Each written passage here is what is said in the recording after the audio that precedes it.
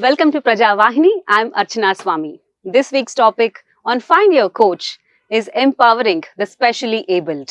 In the process of exploring inspiring stories of resilience and innovation, today we have the privilege of speaking with Dr. Mahanthesh, a remarkable leader and advocate for the blind and differently abled community. The founder of Samarthanam, Mahanthesh has dedicated his life to creating inclusive opportunities and transforming lives through education, employment, and empowerment. From his early days at the Sri Ramana Maharshi School for the Blind to becoming one of the pioneers in the world of creating opportunities, Mahantesh's journey is a testament to the power of determination and vision. Join us as we delve into his insights, challenges, and the incredible impact he continues to make in today's world. Thank you so much, Mr. Mahanthesh, for joining us today. Thank you, Archana ji. Thank you, all my friends of Prajavahini. I'm extremely happy to be here, sharing my own learnings, my experiences, and the challenges and the solutions. Wonderful, sir. You have been successful in kind of creating an impact, not only in changing people's life, but transforming many lives. When you look back, what is that you are truly humbled and what is that you are truly satisfied about? Every day, what Samarthanam is doing to so many hundreds and thousands of children and people, we are bringing smiles in them and helping them to forget the difficulties they went through, the difficulties they have. And as you said, the only opportunities where they all should look at. So every day when I meet children who have, some of them have grown up, come and tell me, sir, you always told you should become taxpayers. We have started paying tax. Every time I hear my students paying tax, that makes me humble. That makes me happiness. That makes me very, very satisfied and feel this is what me and my friend Nagesh, when we wanted to start Samarthanam, empowerment is always most important and economic empowerment is very crucial. Amazing, sir. What do you think has been that biggest turning point in your life that you can look back at? Yeah, coming from a very, very progressive joint family, when they got to know that my sight got affected when I was 6 months baby because of typhoid and heavy temperature, it was a big shock for them. But they accepted me as I am and they looked after me like any other child. They neither overprotected me nor discriminated me. So that way I never felt blindness was a problem. Yes, it is a challenge. Everyone has some other challenge. They ensured all my needs were met and provided the support what I needed. But when I could not go to regular school, I just went and sat there without any attendance, without any admission. It was very, very disturbing. Not only to me, even to my parents, mostly for my mother. She used to sit and cry. I was very good in maths, numbers. So once inspector of schools came and asked a question to the class, I stood up and answered. So he asked me to come and write the answer on the board. So the turning point was my class teacher said, no, sir, he is blind. He's just coming and sitting in the class. The turning point, series of turning points from there. One is the inspector of schools did not stop there. He came to my house and told my dad that he should look for a blind school. So then my father started looking for blind schools. And as you said, he found one of the best schools, not in India, in the world I still tell, Ramana Maharshi School for the Blind. Yeah. The biggest turning point in my life is coming to Ramana Maharshi School for the Blind, Bangalore, all the way from Belgaum. Yeah, that is a big turning point. That's when I met other blind people also. Till then I was under the impression why God has been so cruel, only me blind. But seeing other people who had challenges with sight, who had many other problems, not only blindness, but many, many other problems. That's where I must have developed compassion. So I give a lot of credit to my school. And they looked after me very well. They taught me so many things. Even those who can see have not done, can't do those things they taught me. True, true. I mean, at the age of 10, Sri Ramana Maharshi School for the Blind has become your home. Yeah. At that point, even, did you have a slightest of idea that your life is going to change to this extent that, like, when you look back at that, can you go back to the 10-year-old you and can you just understand what your mindset or the space was then? And could you see that later years would be so fruitful? Yeah, as I said, we were a very progressive family. All my cousins were studying well. My dad, my uncles were all educated. My aunts on either side were educated. So education was very, very important. Okay.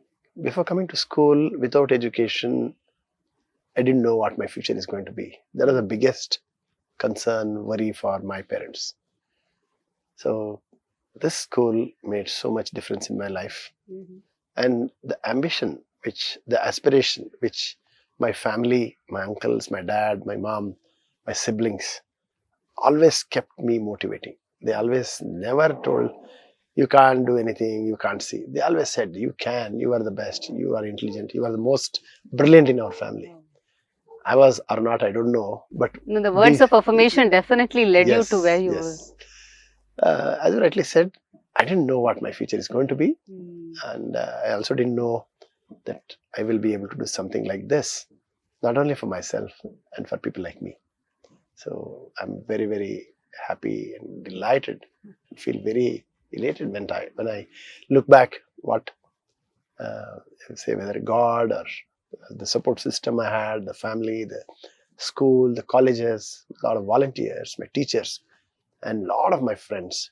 Each one of them have contributed in their own way in my own personal accomplishments and for Samarthanam. I would like to give credit to all of them who have directly, indirectly contributed to my journey.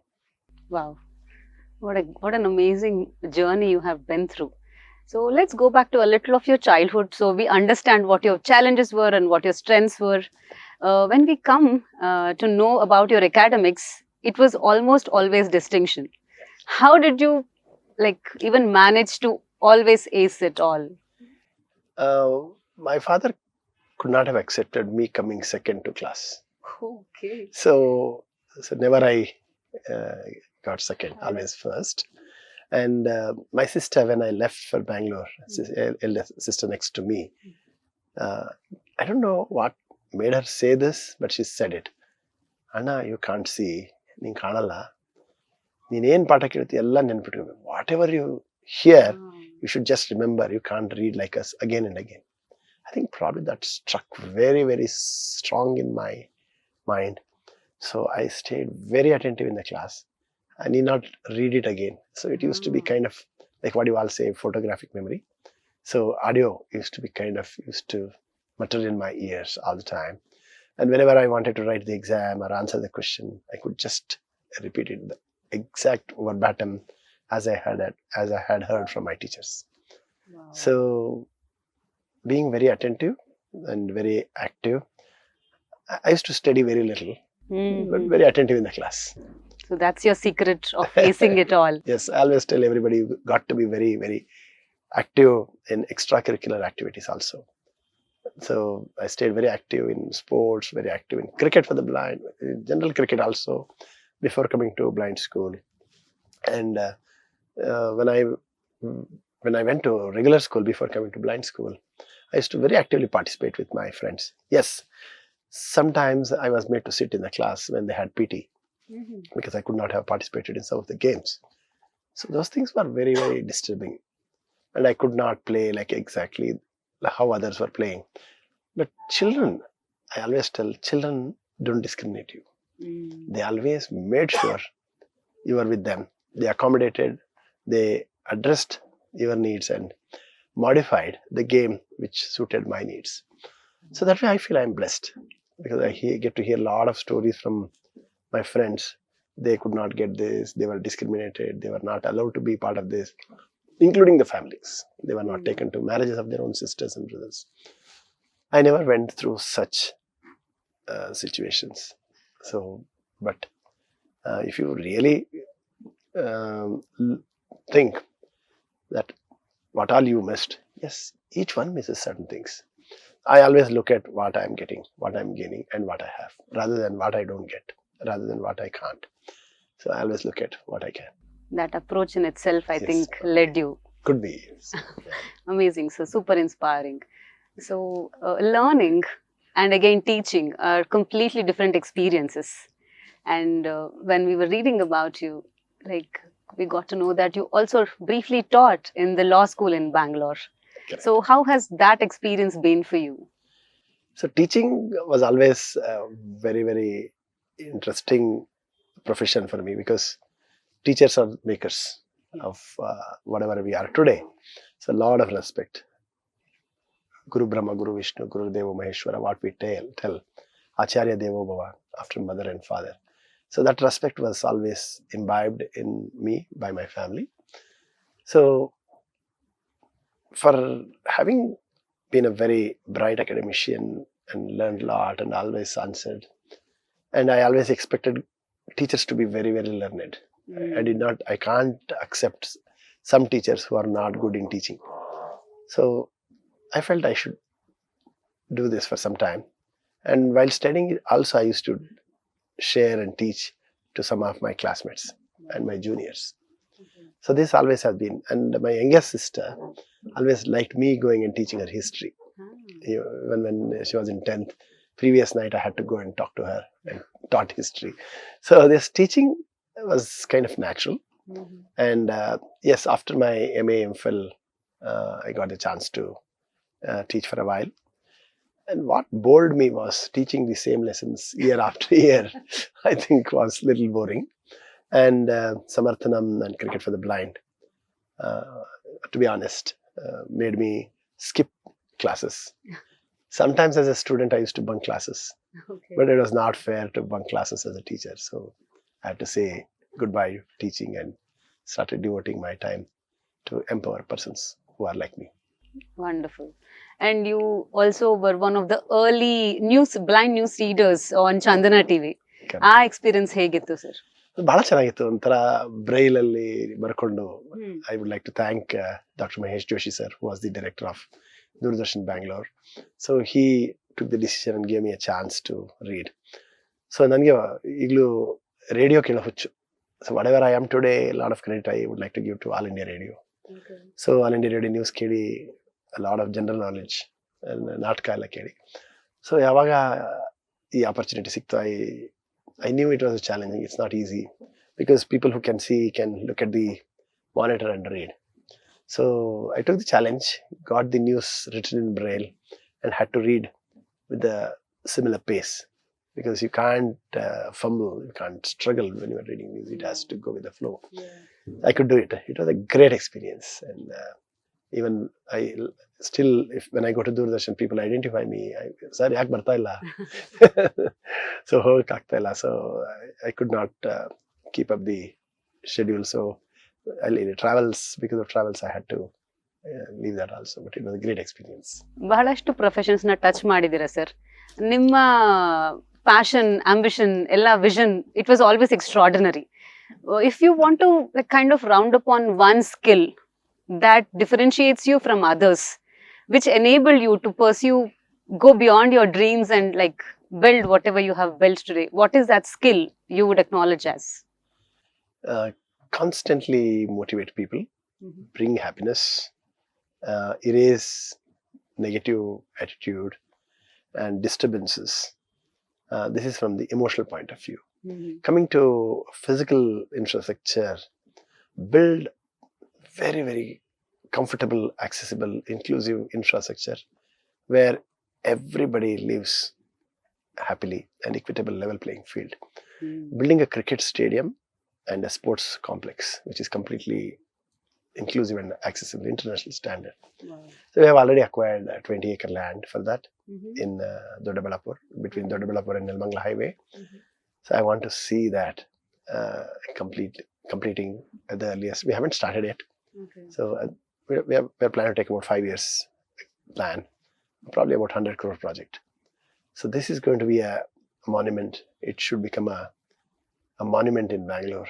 It should become a tourist spot in Bangalore. Because we go to different countries to see. Why not people come to our facility? Yes. So attracting international people coming to India, spend their money here and contribute for our economic growth. Yeah. This is far beyond even a dream, sir. How could you even conceptualize something like this? Craze, madness. So the passion and probably whatever we could do, I think that keeps me motivating. And a lot of well-wishers like you, my team and my family. So everybody is always so supportive. So why should I hesitate to dream? Why should I hesitate to think big? Like Abdul Kalam said, no aim is crime. So always think big. Efforts are same to do small and big. So do as big as possible so that you can touch more lives, so that you can empower more people. Because we are a land of population, people.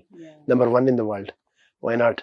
Everybody in India gets a comfortable life, happy life, healthy life.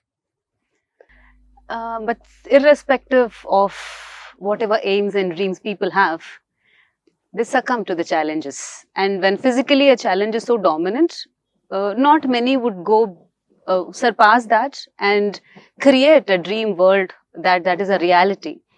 And creating that individuality for themselves in itself is a challenge. So what made you think, grow beyond you and create and think about the world across, like, I don't know, your world is not too small anymore. The world is your world. True.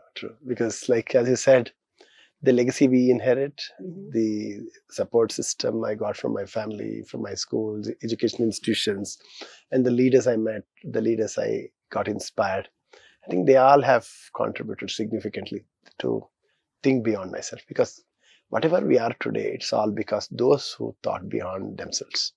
They always thought about others, did for others. So for having inherited so much for having enjoyed benefits from so many institutions, so many people, the society, the country has given so much. So for having got all this, why not you give it back in a bigger way? Like Tata's always said, whatever we get from the society, more should go back to them. So I think all this philosophy helped me to. Wow. For everyone, whoever is having either physical challenge or any other challenge in their world, how important do you think, according to you, having that individuality helps them to cross their own fears or challenges? Strong believer of self, actually. You've got to believe in yourself. If you don't believe in yourself, nobody will believe in, and nobody will trust you. So have positive attitude and work towards the weaknesses you have. Focus on your strengths and keep moving up. Like Swamy Vivekananda said, stop not till the goal is reached. I'm not as big as him, but I want to go one step forward. Don't stop even after you reach the goal. Continue to move forward. Keep adding goals to you. Yeah, keep moving on till the last minute. Like, your goals are also increasing like that. You have been raising funds, raising resources, creating support system for the underprivileged. In expanding your dream, what do you define as your purpose at this point? Continue to empower more and more. Don't stop. Reach the last person in the country. Probably once you touch that, don't stop only to India. There are many other countries. So the need is everywhere. There is so much need. So never an end. So keep doing more, keep adding, keep expanding, and spread the message of friendship, compassion. Like, just to give you one example, a couple of months ago, I took Indian blind cricket team to America. Because we always say America keeps giving a lot of things. Why not we also give it to them? They give the gift of cricket, the empowerment, what cricket can do. The message we wanted to spread there was to raise awareness about blind cricket, what it can do, and also help American people to build blind men and women's cricket team. Oh, they don't have a blind men and women cricket team? They don't have. And we have it. We have it, yes. Amazing. And there are, like, it's appreciative of you to kind of put through that and create a team and not only participate but also win the World Cups, Yes, right? absolutely. So please explain a little more about that journey. Yes. So as I mentioned, cricket has been my childhood passion and interest. I grew up listening to radio cricket commentary, started holding the bat, and they taught me how to bowl before coming to blind school. So this passion, this interest only kept growing as I kept growing. So if I'm talking any English today, though I did my English literature masters and MPhil, most of it come from cricket commentary.